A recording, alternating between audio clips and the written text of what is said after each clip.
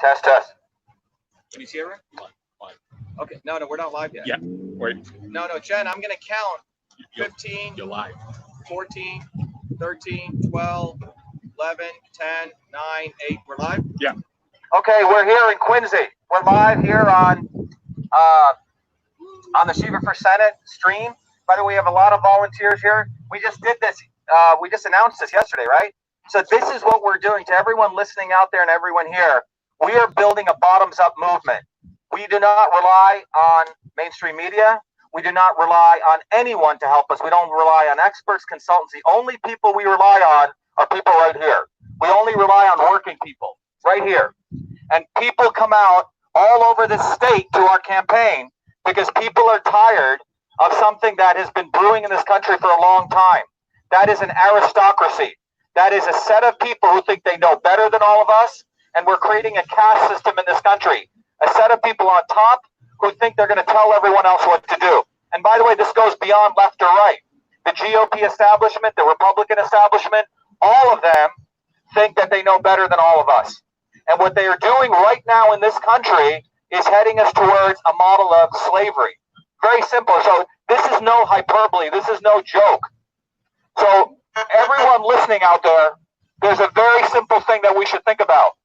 By the way, there's a policeman out there. By the way, you have people saying we should defund the police when those in power want to separate us and the police, while the wealthy people, the super aristocrats, they'll get private security, and the thugs will have all the weapons, and all of us working people will be disarmed. That's what they want to do. But let me talk about the title of today's talk. It's Freedom or Slavery, and your choice in 2020. It's about your choice in 2020. And the reason I want to make this an urgent message is think about what's going on in this country right now. We have people wearing masks, thinking that because you wear a mask, you're smarter, you're better, that you're protecting yourself. But it's complete bullshit. You're talking to someone who's an MIT PhD in biological engineering, an expert on the immune system. Separate from that, I have 3 other degrees. Now, I say that not to just pat myself on the back, but typically guys like me are supposed to be part of the establishment. We're supposed to support all their arguments. But I'm here to tell you, as an expert on the immune system, these people do not care about public health. They don't. Because if they did, they'd be talking about how to boost your immune system. Because we have 380 trillion viruses in our body. We're human beings.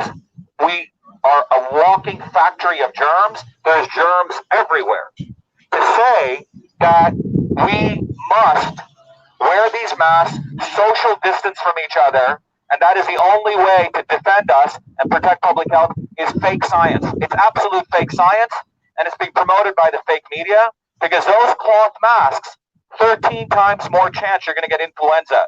The medical masks, 44% of the particles go through, 98% of the particles go through the cloth mask. If you want to protect yourself, you can wear the N95 mask. Well, what happens is you're going to get a headache in about 2 hours. All right? So, fake science. Then you go to the issue of social distancing. Keeping people away from each other is another way to separate us, so we never come together, we don't rally, we don't do what's necessary. However, they're okay when Black Lives Matter, which is a wing of the Democratic Party, protests. No one says anything about that. Look, Black lives do matter. There is racism. The problem is one wing of the establishment, the Republican establishment. By the way, Trump is not a Republican or a Democrat. Let's be clear on that. Donald Trump ran on the Reform Party. He hijacked the very, very elitist Republican Party who never gave a damn about working people, right? They were the aristocrats. The Republican Party was supposed to be about meritocracy, bottoms up. They don't care about that. Charlie Baker is one of the biggest racists next to Marty Walsh in this state. Both of them are racist. John Medlow will tell you right there, when we did the free speech rally in Boston, they told he and I were Nazis. That's what they did. And they got 40,000 people to come out to protest us. When we exposed Joe Biden as a racist, Elizabeth Warren as a racist, Hillary Clinton as a racist, they didn't want a dark-skinned guy exposing the liberal elite. So they conjured up 40,000 people. Baker was running against a Hispanic guy, and Marty Walsh was running against a black guy.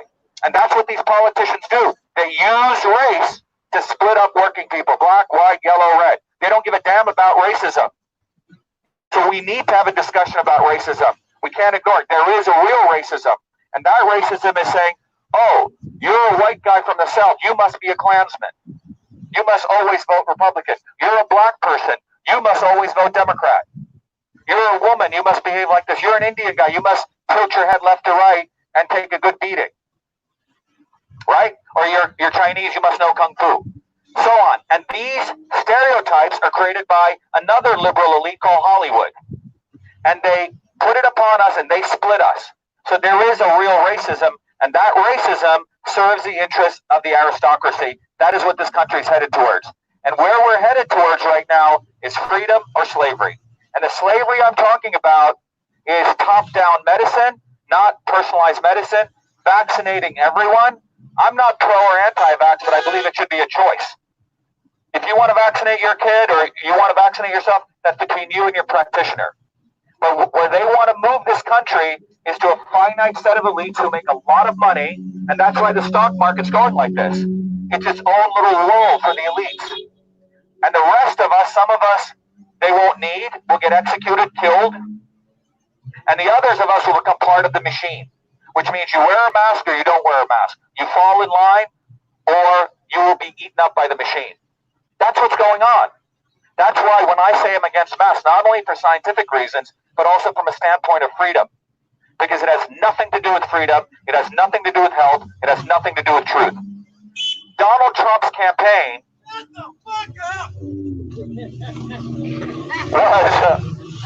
was very important because that campaign was a disruptor.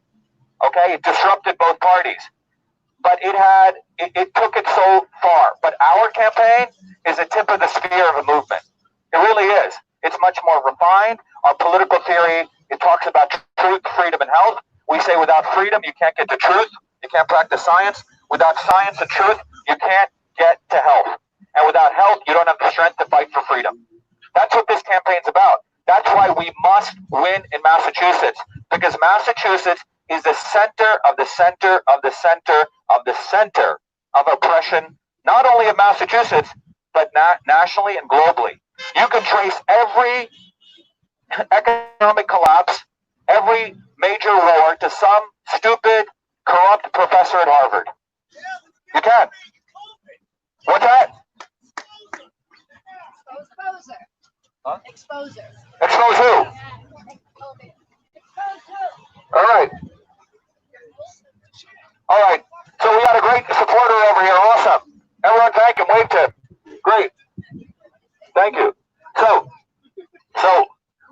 the issue here is that you have a lot of people who are being manipulated by the media and the elites in this country to assume that we're going to fall in line. And this is beyond black and white because you have, come on over, join us. Yeah, good. So what's happening is for far too long look, I grew up in India where it was racism on steroids, and I grew up in working class towns in New Jersey. White people are not the racists. The real racist is a multiracial liberal aristocracy, and most of them are at Harvard University. They're the ones who create racism. They make it up. So we've talked about there's a real racism, and then you have a lot of Uncle Toms and Aunt Jemimas. You know what I'm talking about, right? Most of them are the pastors who go to these churches. They talk a good game, but they keep black people in bondage. Year over year over year, they corral them to vote for one party or the other.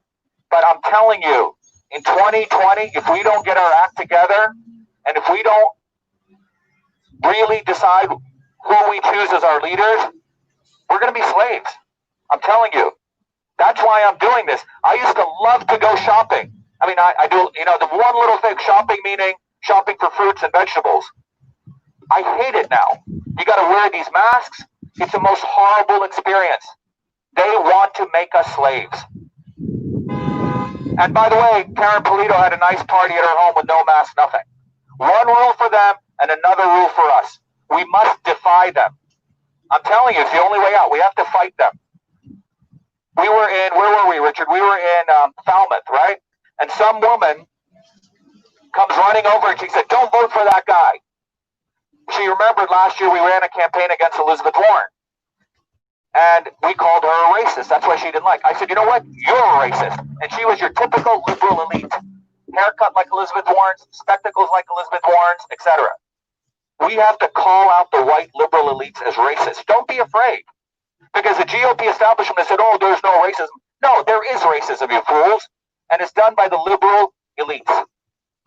And if we don't call out racism, I'm telling you, they're going to divide this country. You have to point the finger at the right person.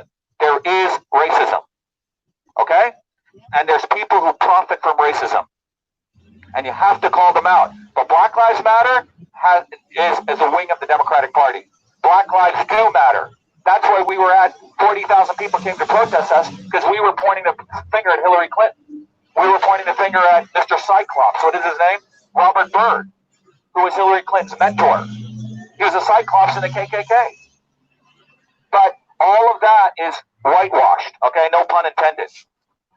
So we got to talk about racism and the truth of real racism, and then we have to talk about real science. What's happened to this country is universities like Harvard do not do science anymore. They have become the centers of fake science, pay-to-play science. If all these people are into the climate change stuff, they cared so much about CO2, why are you wearing a mask? Those same idiots who believe that CO2 is a pollutant are wearing masks. You got to fight these people. You know why? They don't have a backbone, and they think that they can get away with being entitled. What's that? Excellent, thank you. And I'll end with this one story. I have a building in Cambridge. A woman comes up to my building, your typical liberal-looking Cambridge woman with her bicycle. Yeah, parks her bicycle, wants to lock it. It's my building, okay? On a handicap banister. And I'm coming, I said, what are you doing? I said, you should be parking there. There's a bike rack. She gets annoyed. She's wearing a designer mask, by the way. Okay? Paid a lot of money for that, I'm sure. Then wants to take the bicycle, the dirty bicycle, into the building, which is not allowed. I said, you need to put that bike in the back. She goes, my husband works here. I said, I own this building. I said, take it in the back. Now, she took it in the back, was angry. She's a racist. We got to call, because she's your liberal elite. Maybe if I was a different skin color, I'm sorry, I bet you she would have listened. It's the liberal elites who are the racists, not white working class people. By the way, 100,000 of them voted for us in the last election. Elizabeth Warren is a racist. She used race to get her job at Harvard. That's racism. Yeah. So I want to educate you guys, there is a racism. We got to stop denying it, because when you deny it, you let people like Pelosi and Black Lives Matter and these people own the discourse. And that's going to divide this country. But if you acknowledge it, then you have a way of bringing people in. But if you don't acknowledge it, they're all going to go to Black Lives Matter. You guys follow what I'm saying? Yeah. You got to acknowledge it exists. And there's a real racism that divides poor blacks, poor whites, poor people of color. All color, white, black. And by the way, I find it interesting, the LGBT flag has no black, white, or brown in it. They made a new one that does. Okay, they've updated it because they need a different constituency. But we have to decide very clearly who we choose as our leaders. You have to get really smart in 2020 because there's a lot of fake fighters out there. And if we don't do that, I'm telling you, this country is going to become a third world country. It's going to be a finite set of elites, and the rest of us as slaves. Vaccinated, right? Forced vaccinated, forced wear the masks. That's where we're heading towards. And our campaign, with all due respect, I'm only going to serve one term. I don't need to do this. I've made a lot of money working my butt off. I don't need this job. But America needs someone like me. We need one of us. We got to go and win, and we have to fight, and we have to call these people out. Don't let them get away. If you want to go into a shop and you want to not wear a mask and they say something, defy them. Tell them, you don't know what you're talking about. I'm telling you, if we don't go into defiance mode and fight, we're all screwed. That's what this is about. You have to fight. This is about freedom or slavery. Anyone, your choice 2020, Shiva for Senate.